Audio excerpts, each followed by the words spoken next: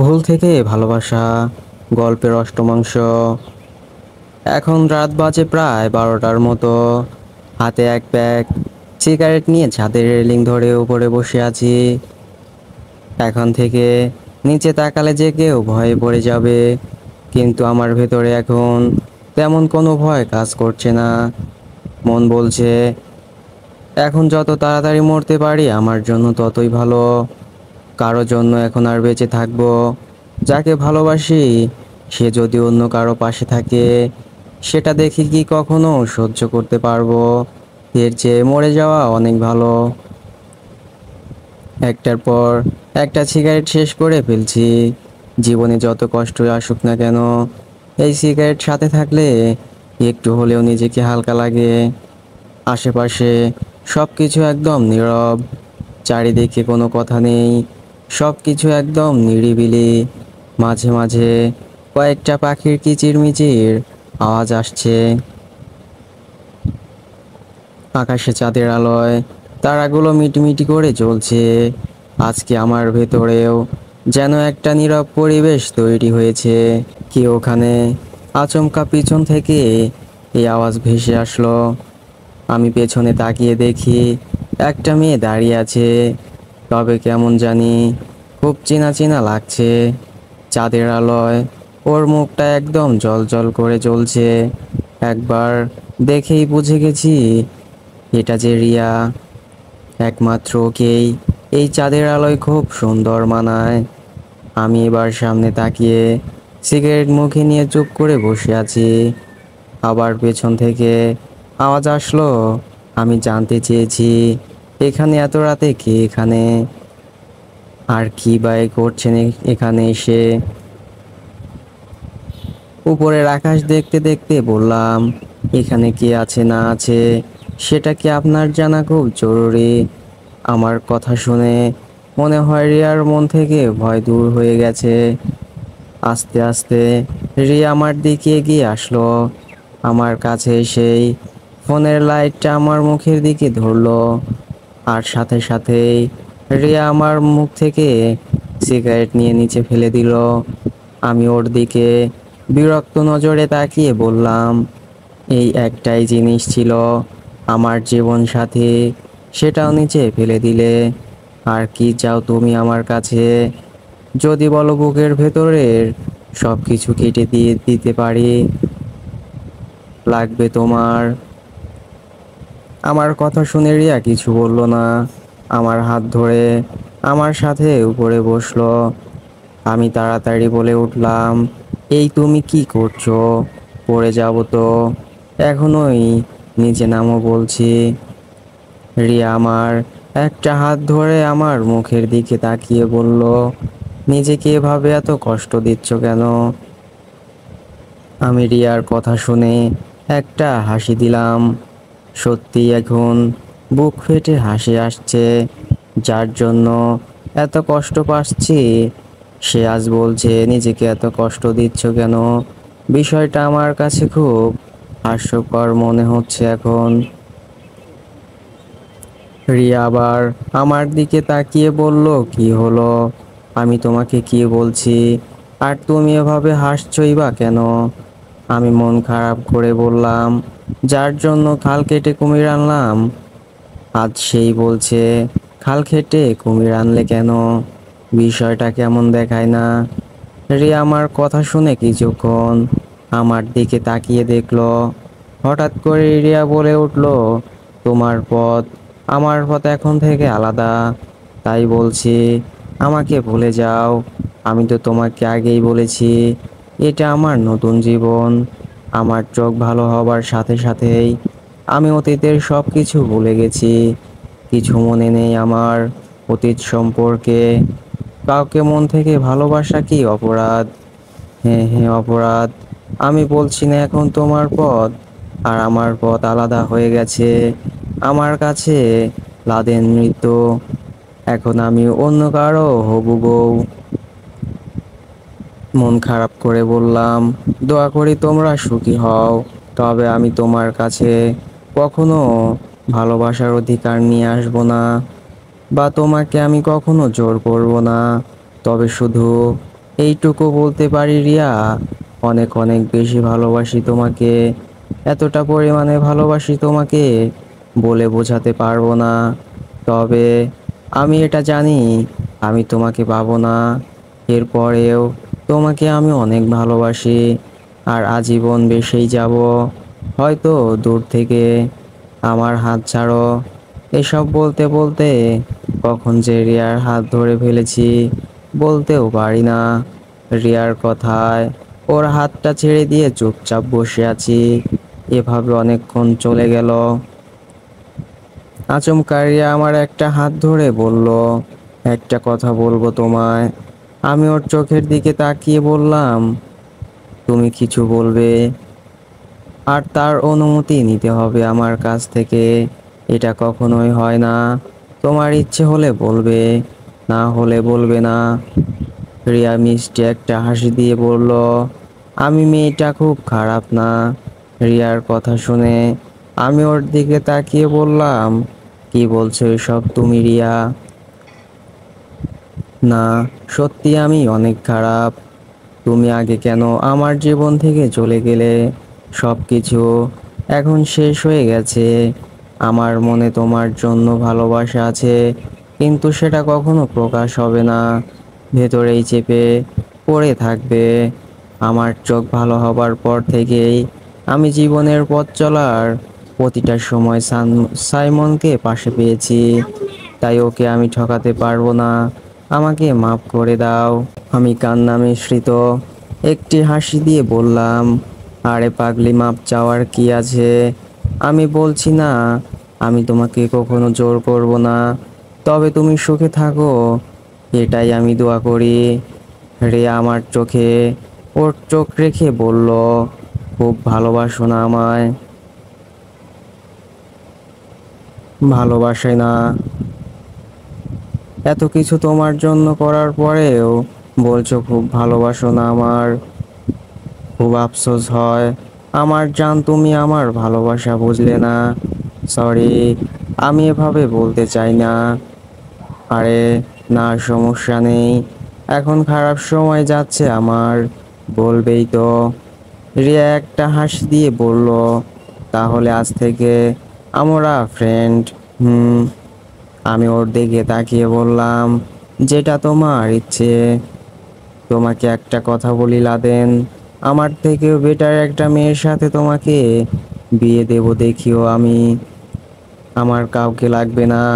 এখন আমি একা বেঁচে থাকা শিখে গেছি। তাই এখন আর আমার জীবনে কাউকে চাই না আমি। চুপ করো, আমি মনে মনে একটা সিদ্ধান্ত নিয়েছি। তুমি মানবে আমি বলবো? বন্ধু হিসেবে কথাটা মনে মনে চিন্তা করছি। আমাকে কাঁদিয়ে আবার আমার জন্য সিদ্ধান্ত নেওয়া হচ্ছে। রিয়া আমাকে গুঁতা দিয়ে বলল, আমি কি বললাম? বলো কি বলবে? আমি চাই তুমি পাখিকে বিয়ে করো। ও অনেক ভালো একটা মেয়ে, আর অনেকটাই পছন্দ করে বলতে পারো তোমাকে। আমি রিয়ার দিকে এক দৃষ্টিতে তাকিয়ে বললাম, আমার কাছে সবচেয়ে সেরা মেয়ে ছিলে তুমি, আর এখনো আছো। আমি এই মনে তোমাকে ছাড়া অন্য কাউকে জায়গা দিতে পারবো না। হয়তো তোমাকে পাবো না, সেটা অন্য হিসাব। কিন্তু আমার সামনে তুমি অন্য কোনো মেয়ের কথা বলবে না একদম। রিয়া মন খারাপ করে আমার দিকে তাকিয়ে আছে। কি বলবে হয়তো ভেবে পাচ্ছে না, শুধু আমার মুখের ওপর তাকিয়ে আছে। রিয়াকে কিছু বলতে না দেখে আমি বলে উঠলাম, সাইমনকে খুব ভালোবাসো না? রিয়া আমার ওপর থেকে নজর সরিয়ে বলল, এই প্রশ্নের উত্তরটা কি জানা কি খুব বেশি জরুরি? না, তোমার ইচ্ছে যদি বলতে চাও বলবে, নইলে বেশি জোর করবো না তোমায়। আচ্ছা, এত রাতে এখানে কেন এলে তুমি? আমার মন বলছিল তুমি এখানে আছো। কে জানি বারবার আমার কানের কাছে এসে বলছে, তুমি এখন এই মুহূর্তে চাঁদে একা একা দাঁড়িয়ে আছো। তাই দেখতে এলাম, আর এসে দেখি সত্যি সত্যি তুমি এখানে। অনেকেই বলে হয়তো ভালোবাসার টান, হঠাৎ করে রিয়া বলে উঠল, একটা কথা বলবো, রাখবে তুমি? রাখবো না কেন? অবশ্যই রাখবো। তুমি এখান থেকে চলে যাবে। আমি জানি তুমি এখানে থাকলে আমার এই বিয়ে কখনো হবে না। কেন, ভয় হয় নাকি আমাকে? চিন্তা করো না, যদি জোর করে নিয়ে যেতাম তাহলে সেই কবেই তোমাকে তুলে নিয়ে যেতাম। কেউ বলতে পারতো না। তখন নিজেকে নিজে সামলে নিয়েছি। হয়তো একটু মনের ভেতরে কষ্ট হবে, তবে সেটাকে সামলে নিব।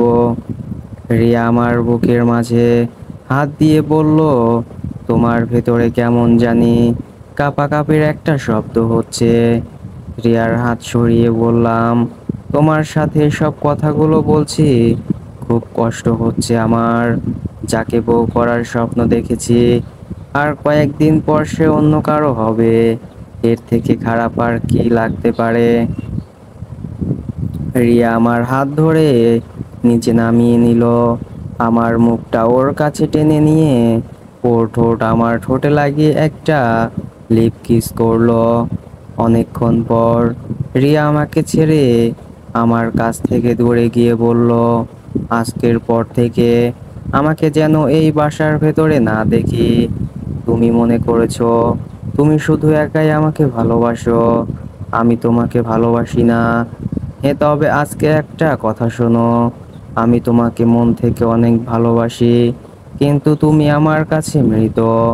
আমাকে ভুলে যাও, এটাই তোমার জন্য বেটার হবে। আর আমাকে পাবার আশা কখনো করবে না। কিছু কিছু ভালোবাসা অনেক সময় অনেক কারণে কোরবানি দিতে হয়। আমার জন্য না হয় সেটাই করো। তোমার সামনে আমি এই বিয়ে জীবনেও করতে পারবো না। চলে যাও এখান থেকে। তুমি বোঝো না কেন? তোমাকে দেখলে আমার ভেতরে কিছু একটা চলে। এই বলে রিয়া একটু থামলো। হঠাৎ করে এমন কিছু হবে আমি জানতাম না। কিছুক্ষণ চুপচাপ থেকে বলে উঠলাম, আমি বলবো না তুমি আমাকে ভালোবাসো, শুধু এতটুকুই জানতে চাই, আজও কি আমি তোমার কাছে অপরাধী যে আমাকে এখনো মাফ করতে পারোনি তুমি? রিয়া আমার কথার উত্তর দিয়ে বলল, আমার জীবনের প্রথম পুরুষ তুমি, যে আমাকে স্পর্শ করেছে। হ্যাঁ, আগে এক সময় তুমি আমার কাছে অপরাধী ছিলে, কিন্তু যেই দিন থেকে তুমি আমার কাছ থেকে দূরে চলে গেলে, সেই দিন তোমার শূন্যতা আমি বুঝতে পেরেছি। তবে তোমাকে বিয়ে করে আমি আর দ্বিতীয় ভুল করতে চাই না। আমাকে আমার মতো থাকতে দাও, আমাকে আমার মতো বাঁচতে দাও। তোমার কাছে আমি হাত জোড় করে বলছি, আমাকে আর তুমি কষ্ট দিও না, এখান থেকে চলে যাও। আমি একটু সুখে শান্তিতে বাঁচতে চাই। আর কত কষ্ট নিয়ে বেঁচে থাকবো আমি? এভাবে আমার শহরে তুমি আবার ফিরে আসবে আমি জানতাম না। তবে তুমি এখান থেকে চলে যাবে, আমার এই অনুরোধটুকু রাখো। হাত জোর করে বলছি তোমায়। রিয়ার কথা শুনে কষ্টে আমার বুকটা ফেটে যাচ্ছে। রিয়া আমাকে এভাবে বলতে পারলো? চোখের কোণে রিয়ার কথা শুনে হালকা করে কিছু পানি জমে গেছে। হাত দিয়ে চোখের পানি মুছতে মুছতে বললাম, আমি চলে গেলে তুমি যদি খুশি হও, তাহলে অবশ্যই আমি চলে যাব। আর কখনো তোমার সামনে আমি এই মুখ নিয়ে আসবো না। কখনো তোমার কাছে এসে বলবো না আমি তোমাকে অনেক ভালোবাসি। সুখে থাকো, দোয়া করি।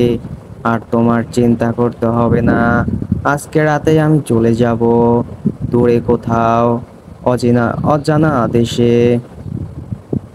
আমার কথা শুনে রিয়া দৌড়ে এসে আমাকে জড়িয়ে ধরে বলল, আমাকে মাফ করে দিও লাদেন। আমি এখন কি করব কিছুই বুঝতে পারছি না। তবে আমি এটা জানি, এই মুহূর্তে ছাইমনকে বিয়ে করা ছাড়া আমার কাছে অন্য কোনো উপায় নেই। দেখিও জীবনে আমার থেকেও ভালো একটা মেয়ে বিয়ে করতে পারবে তুমি। কখনো আমাকে মনে করে কষ্ট পাবে না। যেখানেই থাকো ভালো থাকো, আমি এটাই দোয়া করি। তবে এই রিয়াকে কখনো ভুলে গিও না। আমি এতটা খারাপ ছিলাম না, বিশ্বাস করো। তুমি যে আগের রিয়া খুঁজছো, সে আজ থেকে অনেক বছর আগে মারা গেছে। ভুলে যাও তাকে।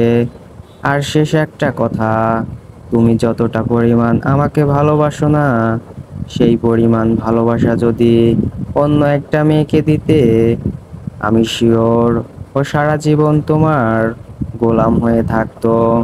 তোমার ভালোবাসা আমার কপালে ছিল না, তবে আমি আর দ্বিতীয় কোনো ভুল করতে চাই না। আজকের পর থেকে হয়তো আমাদের পথ অনেক আলাদা হয়ে যাবে। তুমি থাকবে এক জায়গায়, আমি এক জায়গায়, অন্য কারো বউ হয়ে। তবে লাদেন নামে আমার জীবনে কেউ ছিল, সেটা আমার আজীবন মনে থাকবে। আই লাভ ইউ প্রিয়। এটা বলেই রিয়া আমাকে ছেড়ে পিছু ফিরে চলে যাচ্ছে। আমি ওর যাওয়ার দিকে এক নজরে তাকিয়ে আছি। আজকে আমার ভালোবাসা এখানেই শেষ হয়ে গেল। তাহলে কি সত্যি সত্যি আমার ভালোবাসার সমাপ্তি হয়ে গেল? হয়তো আমি জানতাম রিয়া আমাকে ভালোবাসে, কিন্তু ওর মনের ভেতরে একটা ভয় চেপে আছে, যেটা কখনো হয়তো আমাকে আপন করতে চায় না। ভাবি নাই কখনো আমার এমন দিন আসবে। সত্যি সত্যি যদি সেই দিন মারা যেতাম, তাহলে আমার জন্য অনেক ভালো হতো। রিয়ার শেষ কথাটা ছিল আই লাভ ইউ, তবে এর উত্তরটা আমি দিতে পারি নাই। বুকের ভেতরে অজানা একটা কষ্ট চেপে ধরলো। হেঁটে হেঁটে রুমে গেলাম। কাপড় চোপড় যা ছিল সব গুছিয়ে একটা ব্যাগে রাখলাম, কারণ সিদ্ধান্ত নিয়ে নিয়েছি এখানে আর থাকবো না। আমার চোখের সামনে রিয়ার বিয়ে হয়ে যাবে, এটাকে আমি তাকিয়ে তাকিয়ে দেখব। আর যেখানে রিয়া চায় না আমি এখানে থাকি, ও না হয় সুখে থাক। ওর সুখের জন্য আমি সব কিছু করতে রাজি। শেষবারের মতো রুমের দিকে একবার তাকিয়ে দেখলাম, বুক ফেটে কান্না আসছে। রিয়াও আমাকে ভালোবাসে ঠিকই, কিন্তু ও আমাকে বিয়ে করে আগের মতো দ্বিতীয় ভুল করতে চায় না। আমার ওপর থেকে ওর বিশ্বাস উঠে গেছে। অথচ কতই না ভালোবাসি আমি ওকে। আমি কখনো ভাবি নাই এই একটা ভুলের কারণে আজও রিয়া আমাকে মনের ভেতর থেকে ঘৃণা করে, যেটা আমি একটু হলেও বুঝতে পেরেছি। আমি না হয় একটা ভুল করেছি, কিন্তু সেই দিন তো আমার সাথে একই কাজ করেছে। তখন কি ওর ভেতরে একটু হলেও অনুতপ্ত হয়নি? আর হবেই বা কেন? আমি তো ওকে ভালোবাসি বেশি, কিন্তু ও না। ভালোবাসার জন্য মানুষ কত কিছুই না করে। হায় রে ভালোবাসা! আজকে চারিদিকে শূন্যতা, নীরব নিস্তব্ধ পথে আমি একা।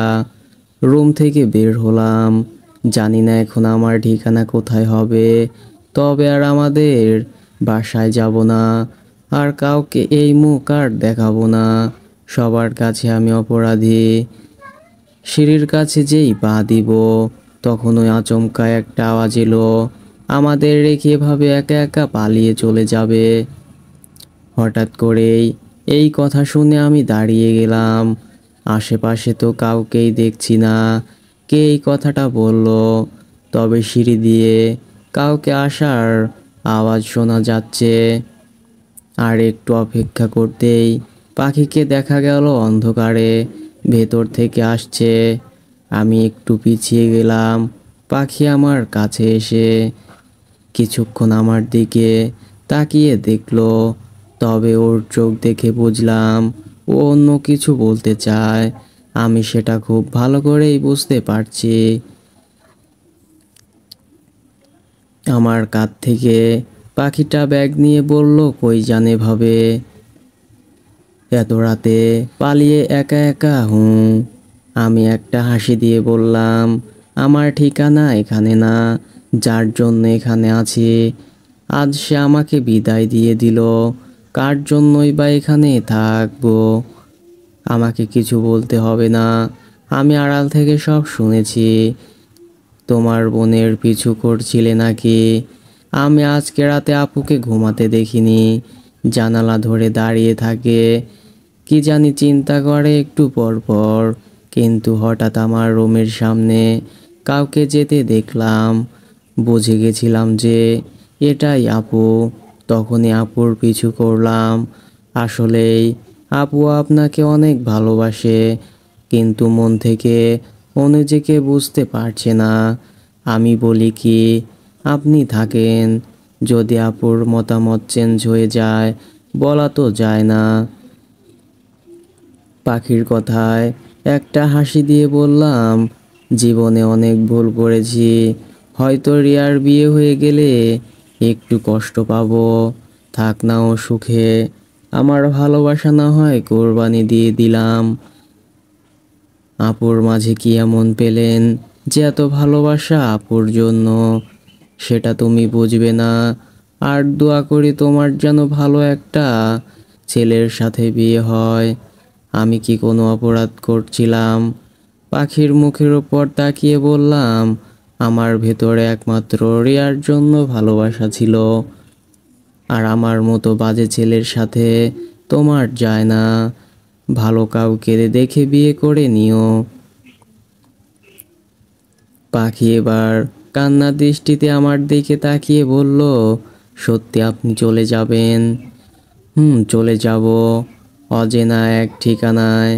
সেটা আমার নিজেরও জানা নেই। আমার কথা তো মনে রাখবেন। আরে তোমার কথাটা কি ভুলে যাওয়ার মতো? আমি বলে যাচ্ছি, রিয়ার থেকেও ভালো বেটার কোনো স্বামী পাবে তুমি। আমাকে মাফ করবেন, আমি আপনার জন্য কিছুই করতে পারিনি। আর এসব কথা বাদ দাও। গলা থেকে একটা চেইন খুলে পাখির হাতে দিয়ে বললাম, রিয়াকে বিয়ের গিফট হিসেবে দিয়ে দিও এটা। এই চেইনটা আমার আম্মুর খুব ফেভারিট ছিল, সাথে আমারও।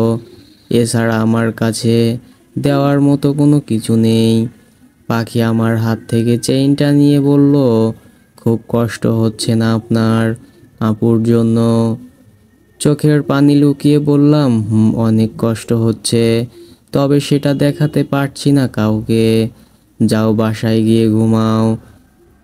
এত রাতে এখানে কেউ দেখলে তোমায় সন্দেহ করবে।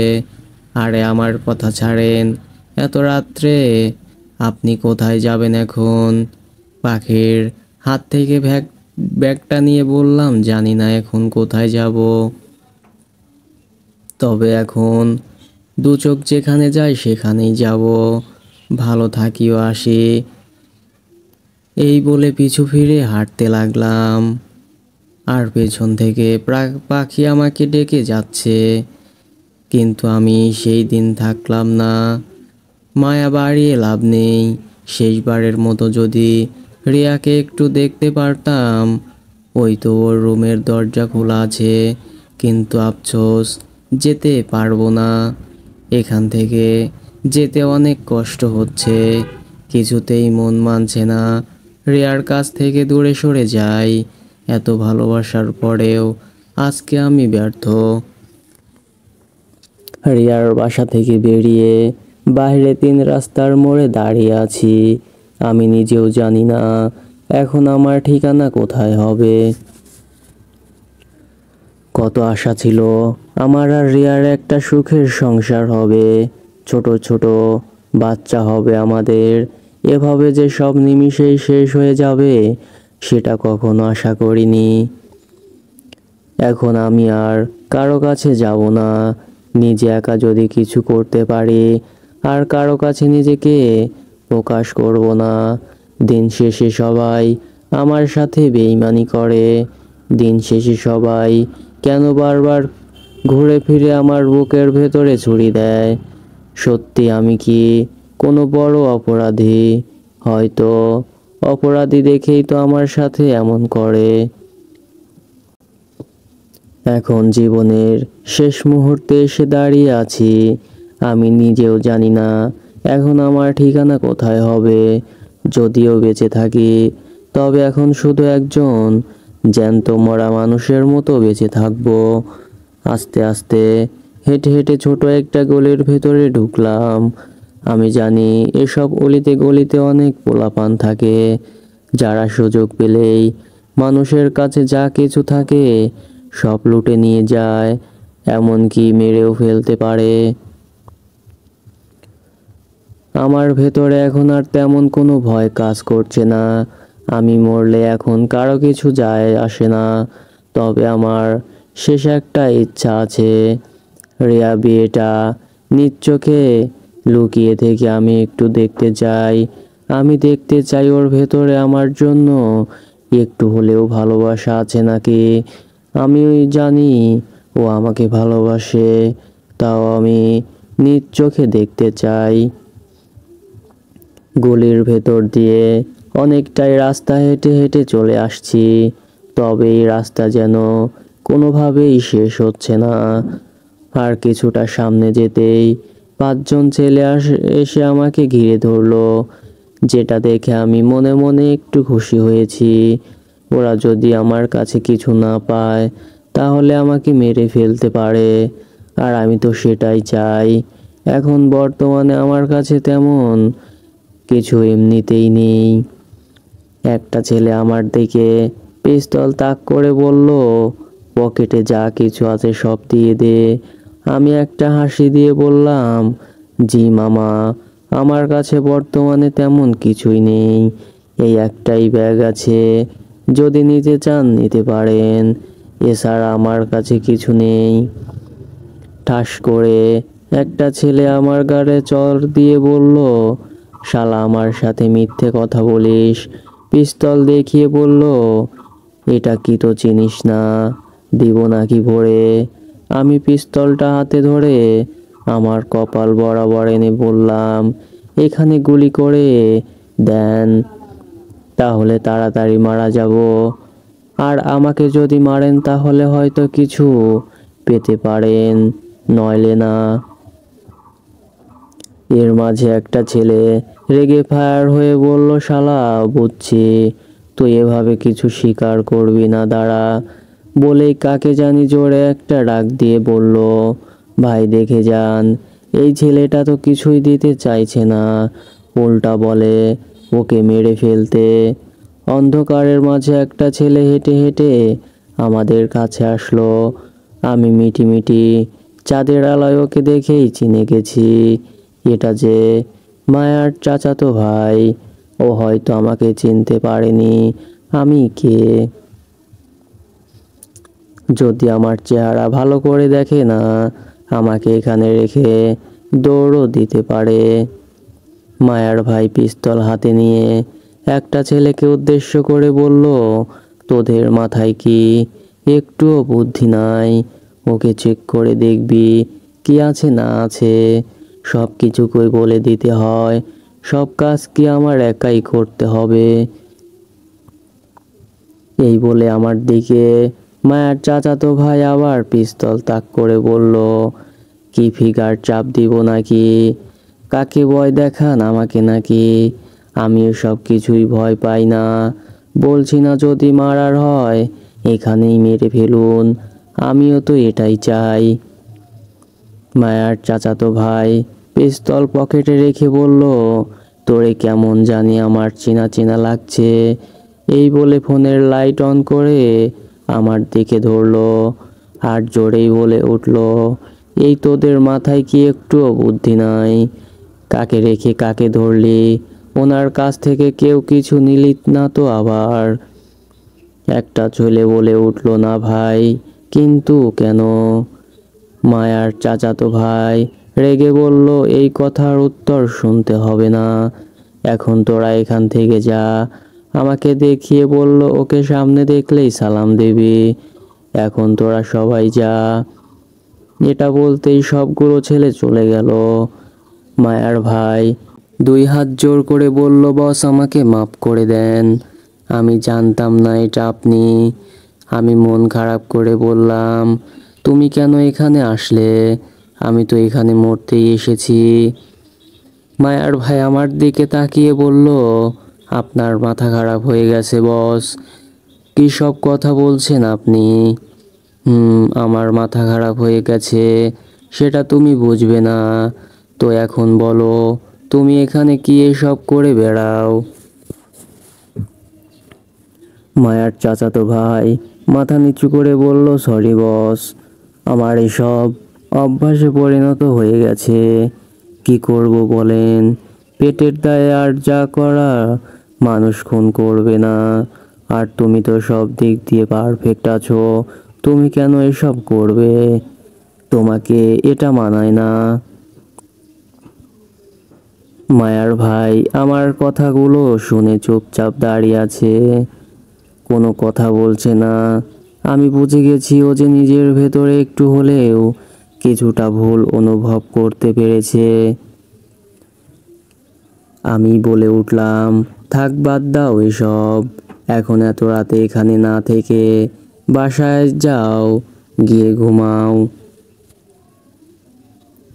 এবার মায়ার চাচাতো ভাই আমার দিকে তাকিয়ে বলল, সে তো যাবই, কিন্তু আপনি কোথায় যাচ্ছেন এত রাতে?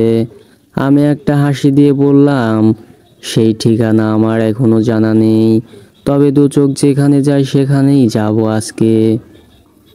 আপনার কি হয়েছে বস, আমাকে বলুন। আর আপনার চেহারা এমন হয়ে গেছে কেন? চোখগুলো একদম লাল হয়ে আছে, মনে হয় আপনি ভালো নেই। মন খারাপ করে বললাম, সেই রকম কিছু একটা হয়েছে।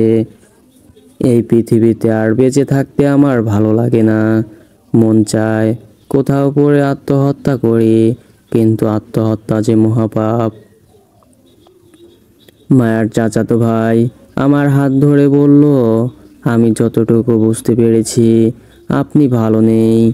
যদি কোনো উল্টাপাল্টা কিছু করে ফেলেন, চলেন আমার সাথে আমাদের বাসায়। আরে না, তুমি যাও, আমার জন্য চিন্তা করতে হবে না।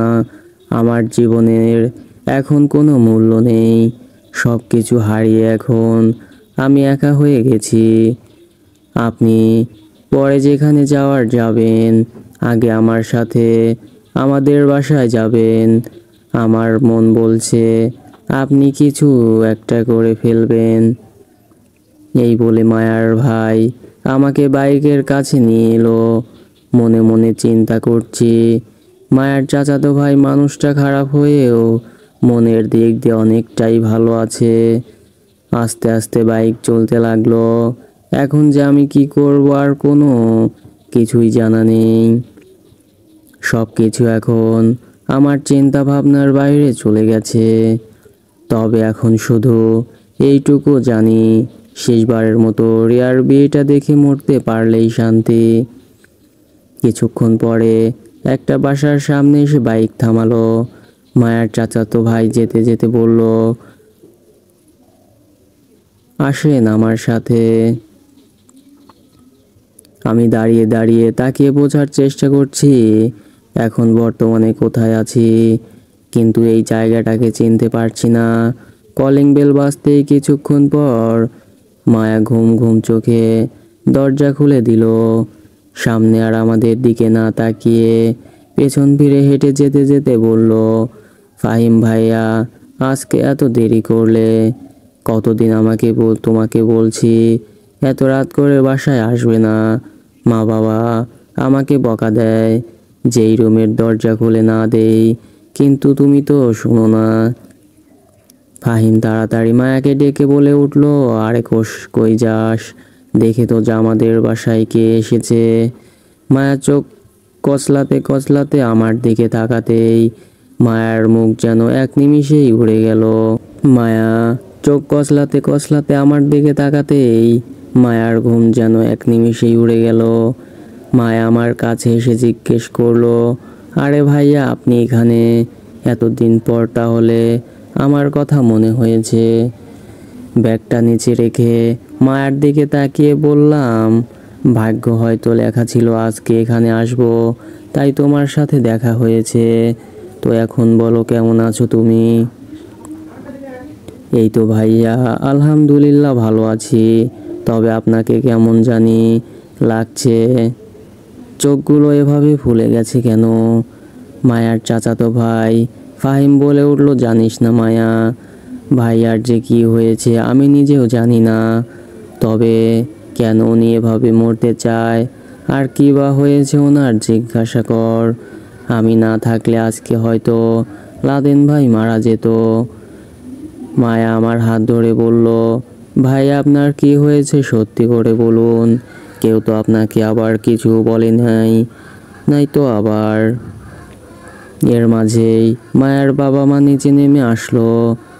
মায়া আমাকে পরিচয় করিয়ে বলল, বাবা এ হলো সেই দিনের ভাইয়া যাকে আমি বাঁচিয়েছিলাম। মায়ার বাবা আমার দিকে তাকিয়ে বলল, কি বলে যে তোমাকে ধন্যবাদ দিব বলার বাহিরে, সেই দিন তুমি যদি টাকা।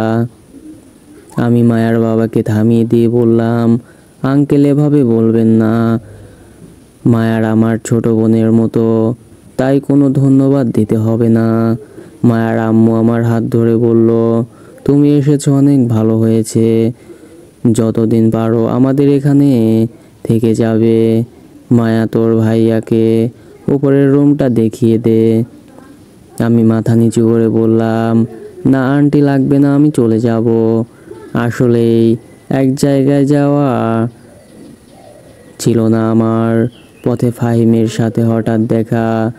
ফাহিম আমার হাত ধরে বলল, ভাইয়া মিথ্যা কথা একদম বলবেন না, আমি জানি আপনি কি করতে চলেছেন, বলবো নাকি?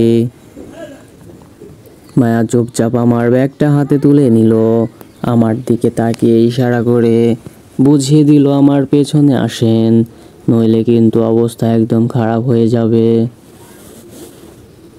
মায়ার পেছনে উপরে উঠতে উঠতে বললাম, মায়া আমি এখন সবার থেকে আলাদা হয়ে গেছি, আমাকে একা ছেড়ে দাও, তাহলে আমি খুব খুশি হব।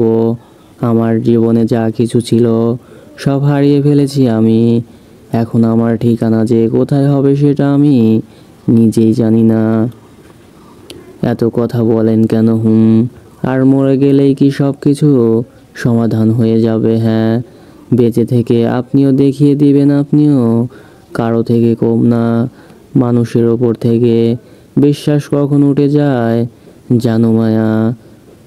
যখন দেখে তার পাশের কেউ নেই, কাছের মানুষ যখন বেইমানি করে। মায়া আমাকে রুমে ঢুকিয়ে দিয়ে বলল, এখন অনেক রাত হয়ে গেছে, ঘুমিয়ে পড়েন, সকালে সব কথা শুনবো কেমন? মায়া একটা কথা শুনবে? মায়া আমার দিকে তাকিয়ে বলল, বলেন ভাইয়া, তোমার ফোনটা দিবে একটু, আমার ফোন নষ্ট হয়ে গেছে। ফোন নেবেন ঠিক আছে, কিন্তু টাকা কম, 5 টাকার বদলে 500 টাকা রিচার্জ করে দিতে হবে। একটা হাসি দিয়ে বললাম, এখনো কিপটামি গেল না তোমার? মায়া মুখ বাঁকা করে বলল, এ কিপটামি আমি করছি? হ্যাঁ, আমি কি টাকা ইনকাম করতে পারি, তাই তো একটু কিপটামি করতে হয়, বুঝলেন? বুঝছি। আচ্ছা মায়া, তাহলে তুমি যাও, তোমাকে এত রাতে বিরক্ত করার জন্য আমি অনেক অনেক সরি। আরে সরি বলতে হবে না, আপনি এখানে এসেছেন আমি কতটা যে খুশি হয়েছি বলার বাহিরে। হঠাৎ আবার একটা কথা বলার আমার মনে হলো, তাই মায়াকে আবার প্রশ্ন করলাম, মায়া। মায়া আমার কথা শুনে দাঁড়িয়ে বলল, আবার কি হয়েছে বলেন? ফাহিম কি তোমাদের বাসায় থাকে নাকি? ফাহিম ভাইয়া এখানেই থাকে, ছোট থাকতে ভাইয়ার বাবা মারা যায় রোড অ্যাক্সিডেন্টে, আর এরপরে চাচি আরেকজনের সাথে পালিয়ে চলে যায়। কই যে আছে চাচি, এটা আজ পর্যন্ত আমরা জানতে পারলাম না।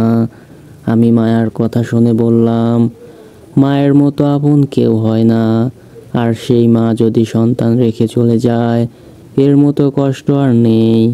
তবে ফাহিম ভালো আছে মনের দিক থেকে, শুধু সঙ্গ দোষে এমন হয়েছে। আচ্ছা তাহলে আপনি থাকেন, সকালে কথা হবে। মায়া আমাকে বিদায় জানিয়ে চলে গেল।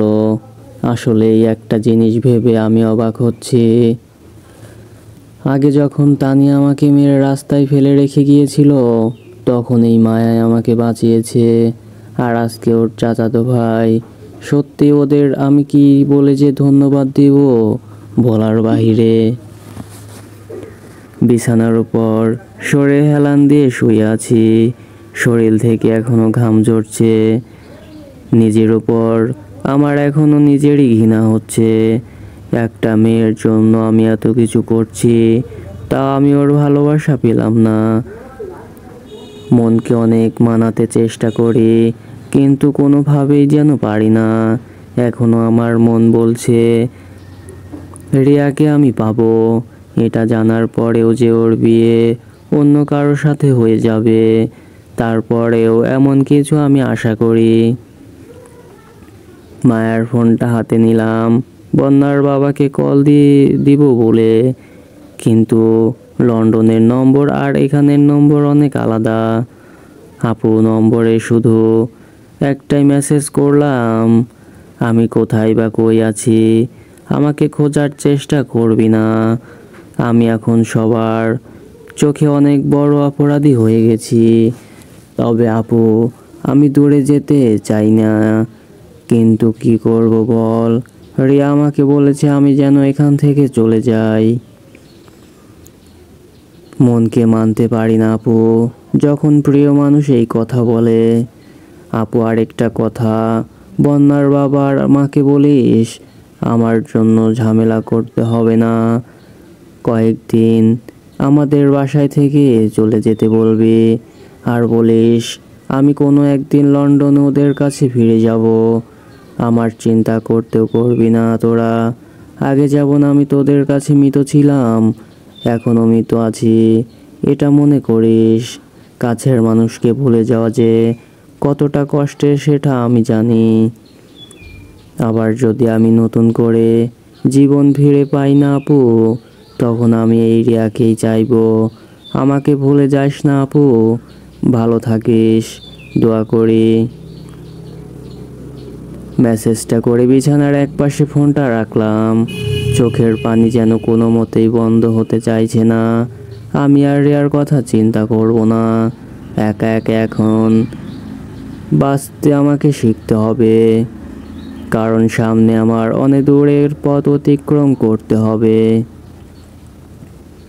সকালে ফজরের আজানের আগে ঘুম ভেঙে গেল। রুম থেকে বেরিয়ে হেঁটে হেঁটে ছাদের এক কোণে দাঁড়িয়ে আছি। এই শেষ রাতের বাতাসটাই যেন অন্যরকম। মন প্রাণ সব কিছু যেন এক নিমিষেই শীতল হওয়ার মতো ঠান্ডা হয়ে যায়। এখানে দাঁড়িয়ে দাঁড়িয়ে কি করা হচ্ছে? পেছনে তাকিয়ে দেখি মায়া। আমি সামনে তাকিয়ে বললাম, ঘুমাও নাই নাকি মায়া? ঘুমিয়েছিলাম, কিন্তু কিছু একটার আওয়াজ শুনে ঘুম ভেঙে গেল। হয়তো তোমার পায়ের জোতার আওয়াজ শুনে। সকালের আবহাওয়াটা খুব সুন্দর না? মায়া একটা হাসি দিয়ে বলল, আমার কাছে অনেক ভালো লাগে। মাঝে মাঝে আমি এখানে আসি তো, শেষ রাতের হাওয়া খেতে। নিস্তব্ধ আকাশে সাথে মায়া দাঁড়িয়ে আছে, ঠান্ডা বাতাসে কনকনে শীতল হাওয়া, আশেপাশের পরিবেশে নীরব। শেষ রাতের এই সময়ে এই মুহূর্তে রিয়াকে আমার কাছে দরকার ছিল। যখনই এমন পরিবেশে থাকি তখনই রিয়ার কথা মনে পড়ে যায়। সিগারেটের প্যাকেটটা সাথে নিয়ে এসেছি। যখনই রিয়ার কথা আমার মনে পড়ে, তখনই সিগারেট জ্বালিয়ে রিয়ার কথা মন থেকে দূর করার চেষ্টা করি। মায়ার সামনে সিগারেটে আগুন জ্বালাতেই মায়া আমার হাত থেকে সিগারেটের প্যাকটা নিয়ে বলল, তোমার মাথা খারাপ হয়ে গেছে? এই সকালে সুন্দর একটা পরিবেশে তুমি সিগারেট খাবে, তাও আবার আমার সামনে? আগে যখন তোমার সাথে আমার দেখা হয়েছিল, তখন তো তুমি এমন ছিলে না। হঠাৎ করে এমন হয়েছে কি তোমার? কেমন জানি অনেকটাই চেঞ্জ হয়ে গেছো। কি হয়েছে ভাই তোমার? আমি না তোমার ছোট বোনের মতো, আমাকে বলবে না কি হয়েছে? আমি একটা হাসি দিয়ে বললাম, কি শুনবে আর তুমি? জানো মায়া, যার জন্য এত কিছু করলাম, যার জন্য এই দেশে আসলাম, সে আজ রাতে আমাকে বিদায় দিয়ে দিয়েছে।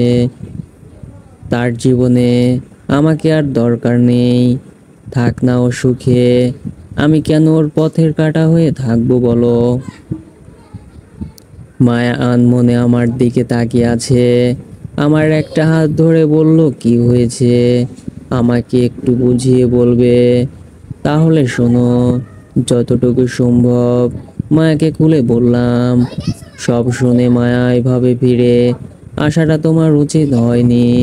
হতে পারে ওর আগে করে সব বলেছে, তাই বলে তুমি ফিরে আসবে?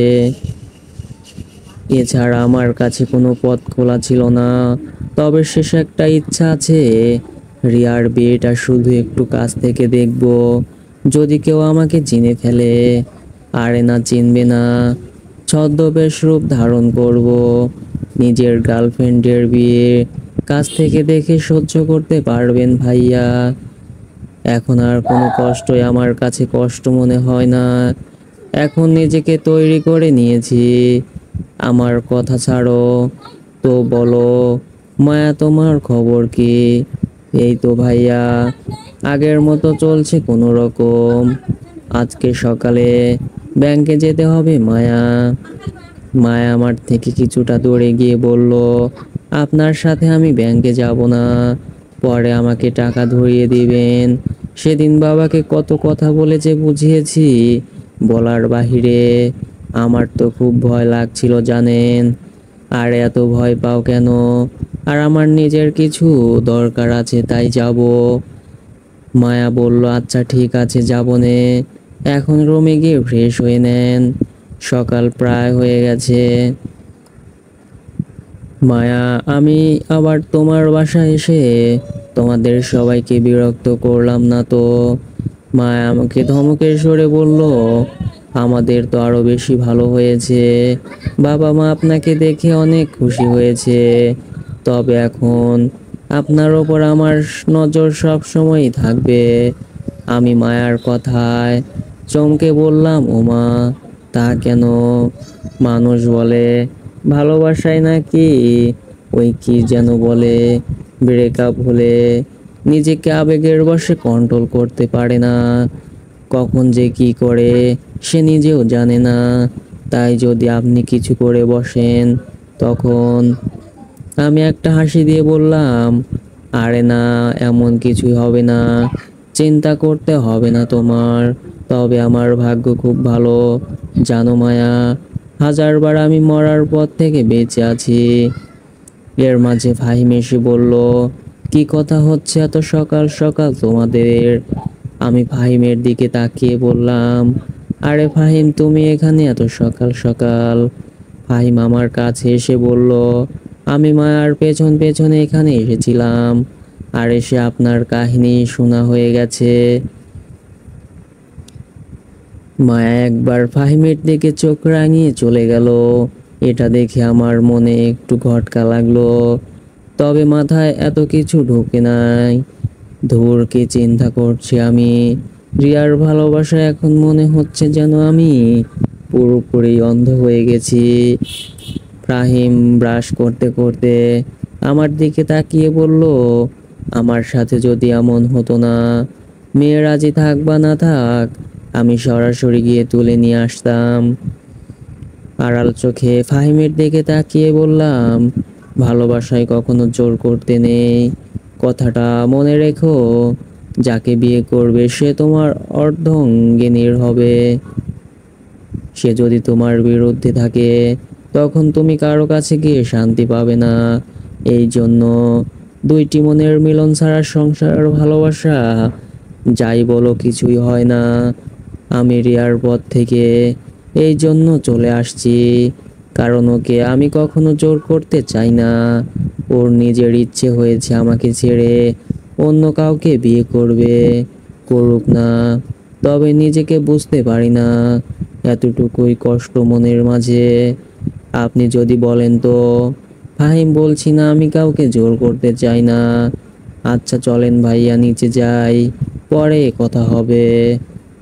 চলো তাহলে। ফাহিমের সাথে হেঁটে হেঁটে রুমে গেলাম, নাস্তা করে আবার রুমে আসলাম। প্রায় 10টার দিকে মায়াকে নিয়ে ব্যাংকে যাওয়ার উদ্দেশ্যে রওনা দিলাম। যেতে যেতে মায়া বলে উঠল, আচ্ছা মামা, তোরে একটা কথা বলবো। আমি মায়ার কথায় চমকে বললাম, কিরে, আমি আবার তোর মামা হলাম কখন? একবার ডাকিস মামা, আর একবার ভাই। বিষয়টা কি বলতো? যে কোনো একটা ডাক। আরে কোনো বিষয় নাই এখানে, আমার মন চাইছে তাই বলছি। কেন, কোনো সমস্যা? না বোন, কোনো সমস্যা নেই, তোর যা ইচ্ছা বল। মায়া হাসি দিয়ে বলল, তাই বলো। কিছুক্ষণ চুপচাপ থাকার পর মায়া আবার বলে উঠল, মামা তোর একটা প্রশ্ন করব। আবার কি? আরে বলবো নাকি সেটা বল। বলেন একবার মামা। ভাই, মান সম্মান কি আমার একটু রাখবি নাকি?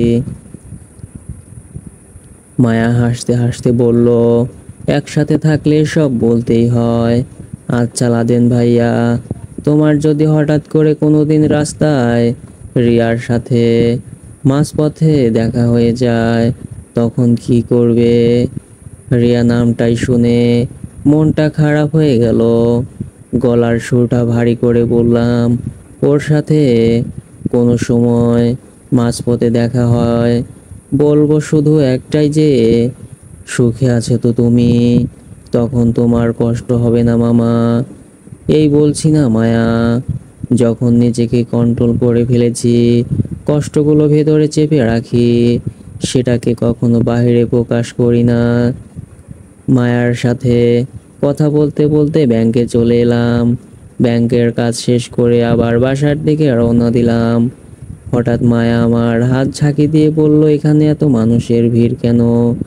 তাকিয়ে দেখি সত্যি রিক্সাওয়ালা মামাকে বলল এখানে থামাতে।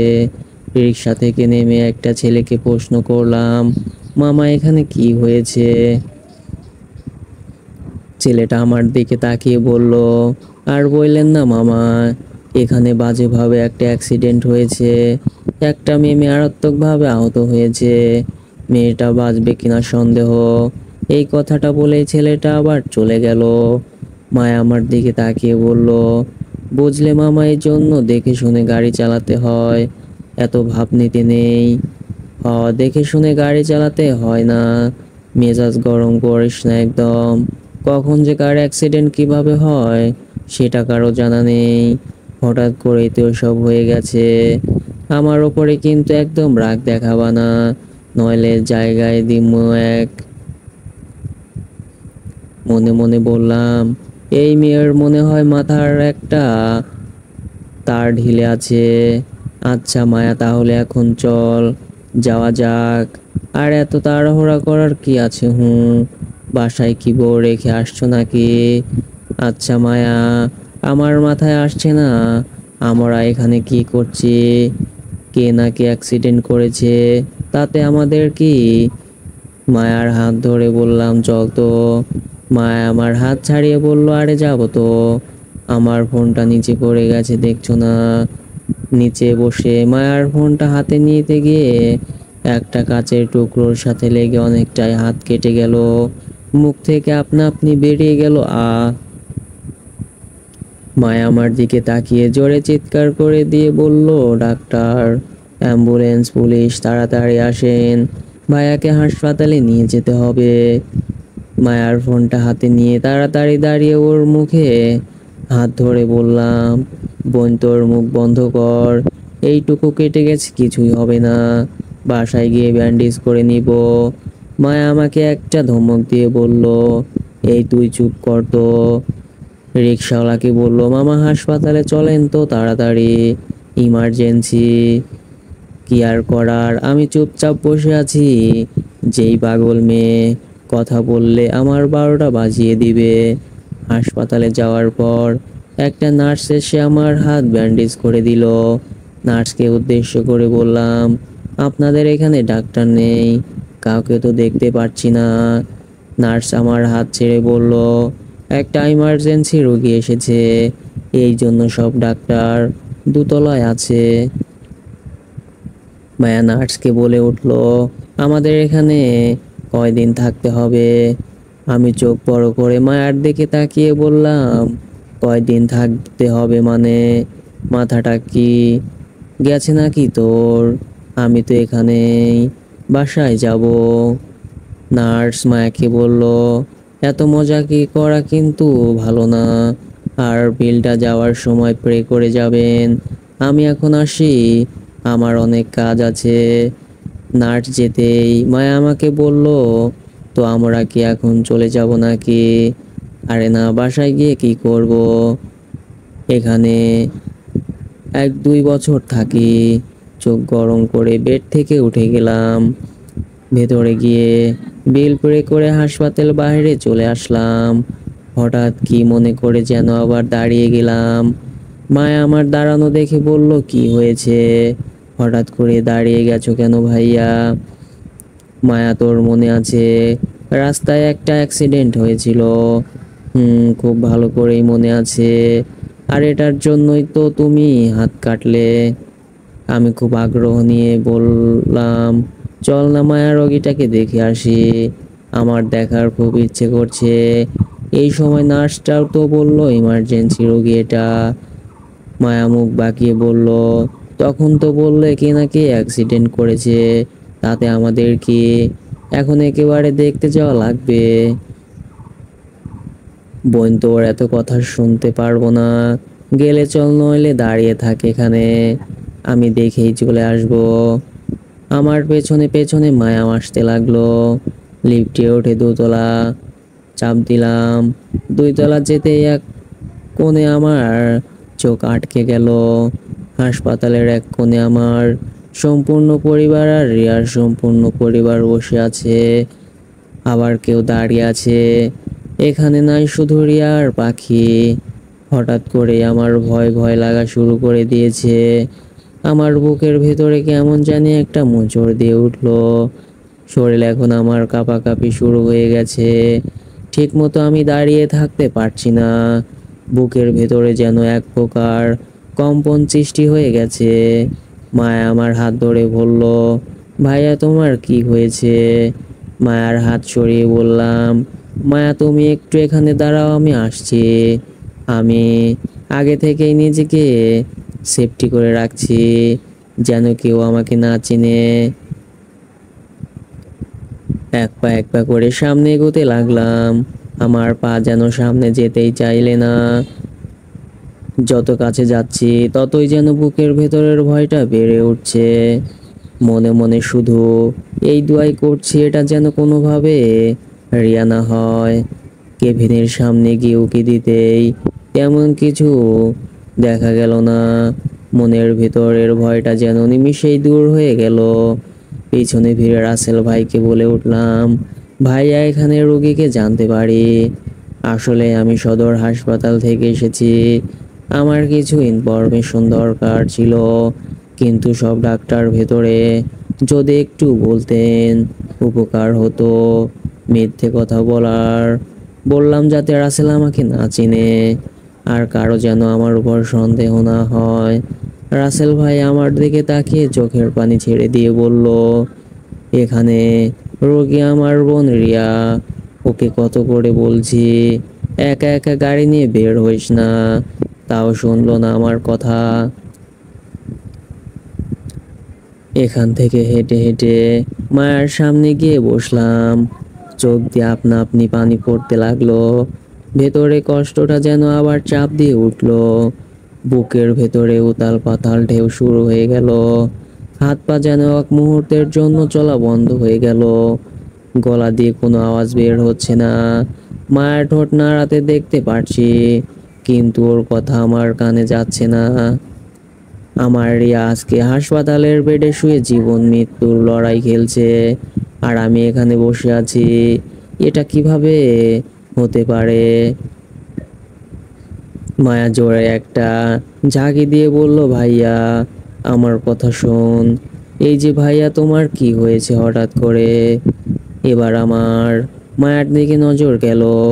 তোতলাতে তোতলাতে বললাম, মায়া, আমার রিয়া হাসপাতালের বেডে শুয়ে আছে, আর আমি এখানে বসে আছি, এটা কিভাবে হতে পারে?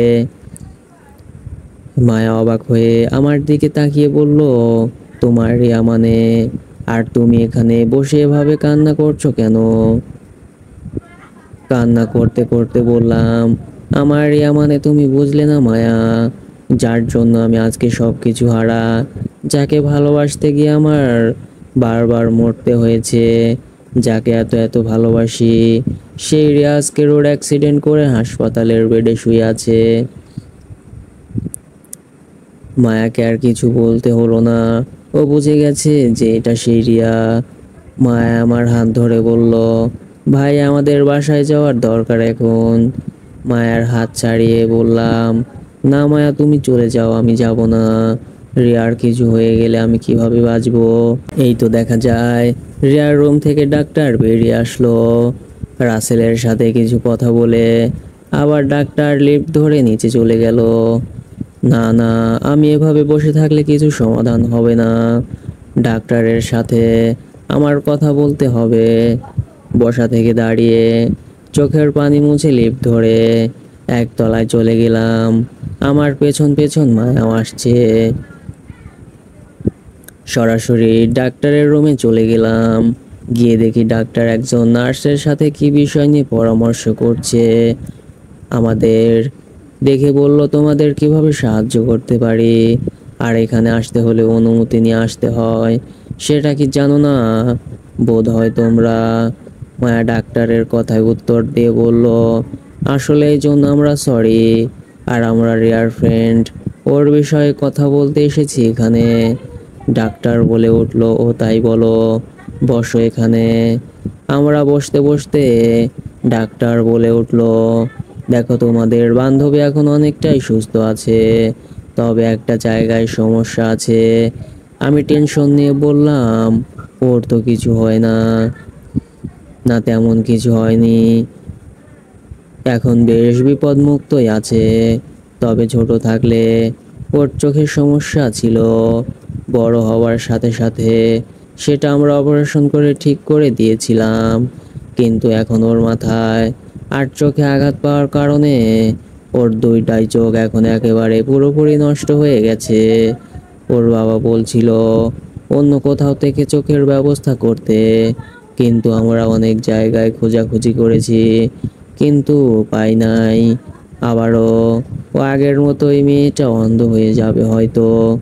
ডাক্তারের কথা শুনে আমার শ্বাস প্রশ্বাস যেন এক মুহূর্তের জন্য বন্ধ হয়ে গেছে। মাথায় উপর দিয়ে ফ্যান চলছে, তার শরীর থেকে ঘাম ঝরছে। কাঁপা কাঁপা হাতে পাশে থাকা গ্লাসটা নিয়ে সবটুকু পানি গপ গপ করে খেয়ে ফেললাম। ডাক্তারের দিকে তাকিয়ে বললাম, না না, এটা কখনোই হতে পারে না, আমার রিয়া আবার অন্ধ হয়ে যাবে, এটা হতে পারে না, আমি থাকতে কখনো হতে দিব না। ডাক্তার ফাইলটা রেখে আমার দিকে তাকিয়ে বলল, এটা হতে পারে না মানে? আর তোমার রিয়া মানে কি সব বলছো তুমি? স্যার আপনার সাথে আমার কিছু পার্সোনাল কথা আছে, ওদের একটু বাইরে যেতে বলবেন।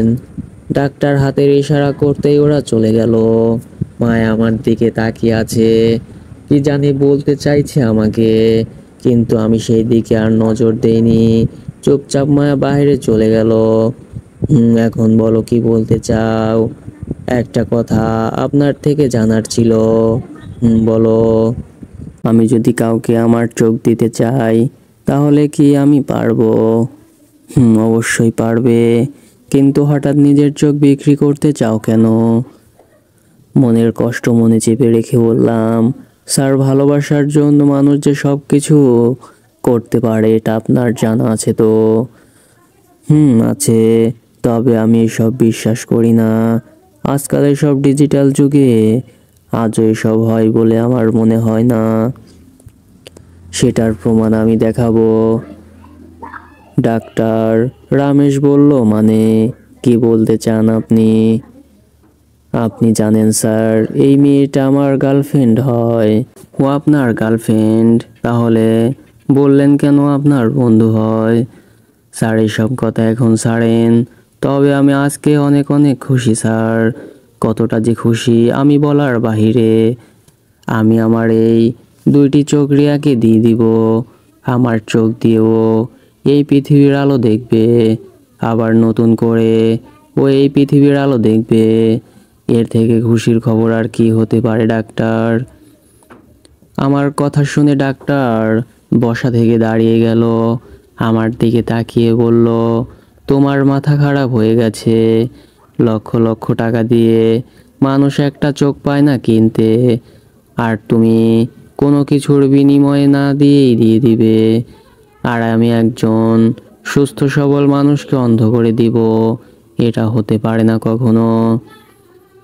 আমি হাসি দিয়ে বললাম, কে বলেছে স্যার আমি কোনো কিছুর বিনিময়ে না নিয়ে এভাবে দিয়ে দিব?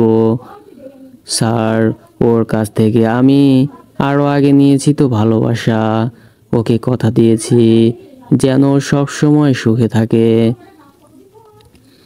ওর যত কষ্ট আছে সব আমিকে দিয়ে দিব, বিনিময়ে আমি ওকে আমার এই দুইটা চোখ দিয়ে দিব স্যার। যাকে এত এত ভালোবাসি সেই মানুষটা আমার সামনে অন্ধ হয়ে ঘুরবে, এটা হতে পারে বলেন আপনি? কয়েকদিন পর ওর বিয়ে হবে অন্য একটা ছেলের সাথে। ও বলছিল, তুমি আমার সামনে থেকে চলে যাও, আমাকে একটু সুখে থাকতে দাও। আমার কি দোষ বলেন? আমি কি দূর থেকে ওকে কষ্টের মাঝে দেখতে পারি বলেন? চোখের পানি আর আটকে রাখতে পারলাম না। স্যার, আপনি জানেন না ওকে আমি কতটা ভালোবাসি, কিন্তু আমি ব্যর্থ ওকে আমার ভালোবাসা বুঝতে। আমি পারি নাই, হেরে গেছি আমি ভালোবাসার কাছে। হয়তো আমার ভাগ্যে ছিল আজকে হাসপাতালে এসে ওর এই অবস্থা দেখব। তবে আপনি বলেন, আমি থাকতে ও কিভাবে অন্ধ হবে? ও কি ভেবেছে আমি হারিয়ে গেছি? এটা কখনো হবে না। এক ধ্যানে মগ্ন হয়ে খুব মনোযোগ সহকারে ডাক্তার আমার কথা শুনলেন। কি জানি চিন্তা করে ডাক্তার রমেশ বলল, এত পরিমাণের ভালোবাসাতে পারে একটা ছেলে একটা মেয়েকে? সত্যি নিজের চোখে না দেখলে বিশ্বাস করতে পারতাম না। কিন্তু তুমি যাই বলো না কেন, আমি এই কাজ নিজ হাতে কখনো করতে পারবো না। দাঁড়িয়ে ডাক্তার এর হাতে ধরে বললাম, এভাবে বলবেন না স্যার, সামনে ওর বিয়ে। এই বিয়ে নিয়ে রিয়া হয়তো অনেক স্বপ্ন দেখেছে, এগুলো আমি শেষ হতে দিতে পারি না। আপনার পা ধরে বলছি স্যার, প্লিজ না করবেন না। ডাক্তার আমার কাঁধে হাত দিয়ে বলল, এমন পাগলামোর কি মানে হয়? তুমি জানো ওর বিয়ে অন্য কারো সাথে, এরপরেও কেন ওর জন্য এত পাগলামো? স্যার, ভালোবাসা এই মন থেকে হয়। যাকে একবার এই মনে ধরে তাকে কখনো ভোলা যায় না। আমি জানি ওকে আমি কখনো পাবো না, কিন্তু স্যার এরপরেও আমি ওকে বিনা দ্বিধায় বিনা কারণে ভালোবাসি। ওকে কষ্টের মাঝে দেখতে পারবো না আমি। আমার ভালোবাসা আমি আড়ালে ওর জন্য কোরবানি করে দিলাম। আপনি প্লিজ না করবেন না। দেখো বাবা, তোমার বয়স হয়েছে বোঝার মতো। আমি জানি ভালোবাসার জন্য মানুষ সব করতে পারে, তাই বলে এই না যে নিজের সব কিছু দিয়ে ভালোবাসা প্রমাণ করতে হবে। আবেগ দিয়ে চিন্তা করো না, এখনো সময় আছে, বিবেকটা কাজে লাগাও। না স্যার, আমি সব চিন্তা করে ফেলেছি। আপনি গিয়ে বলবেন ওর চোখ নষ্ট হয়নি, আগের রিপোর্ট ভুল ছিল। জানেন স্যার, আমার ভীষণ পছন্দের একটা কবিতা আছে, ভালোবাসা আছে বলেই আজও তোমায় ভালোবাসি। ভালোবাসা আছে বলেই আজও আমি তোমার দ্বিধায় বাঁচি। ভালোবাসা আছে বলেই আজও আমি তোমার পথ চেয়ে বসে আছি। ভালোবাসা আছে বলেই ওগো ভালোবাসি যে ভালোবাসি। ডাক্তার রমেশ একটা হাসি দিয়ে বলল, আমি দোয়া করি তোমাদের ভালোবাসা যেন সফল হয়। আমি যে রিয়াকে আমার চোখ দিব এই কথা কাউকে বলতে পারবেন না, এটা গোপনই থাকবে। আমি আর আপনি ছাড়া কেউ জানবে না। যার জন্য এসব করছো সে যদি না জানে তাহলে এই ভালোবাসার কোনো অর্থ আছে? মিথ্যা একটা হাসি দিয়ে বললাম, সেটা আপনি বুঝবেন না স্যার। গোপনের ভালোবাসায় অনেক মজা। আরেকবার চিন্তা করে দেখো, অনেক চিন্তা করেছি, আর করা লাগবে না, আপনি সব তৈরি করেন। সে তো ঠিক আছে, তোমার রক্তের গ্রুপ কি?